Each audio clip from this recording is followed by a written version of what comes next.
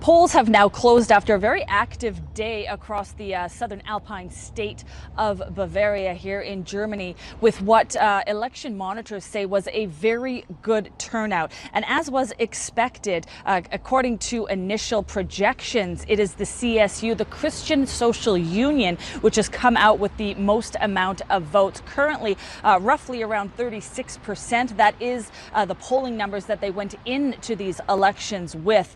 Now, the CSU has run this state for many, many years, decades in fact, and have long held a majority government. Therefore, these election results are not exactly what they were hoping for, and they will be forced to enter into a coalition with another party.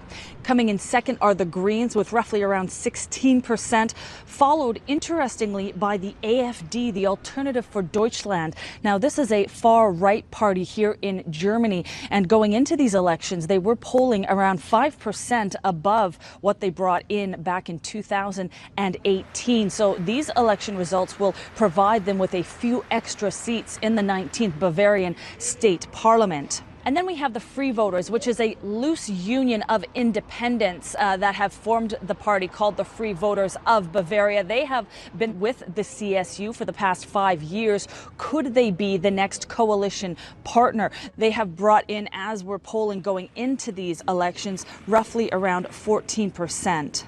Here are some of the issues that voters had on their minds as they went to the polls.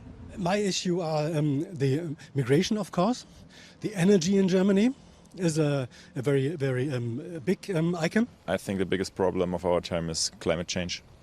Yes, and also, and all other things are connected to this. Social aspects are the most important things, but not especially one aspect or something like that.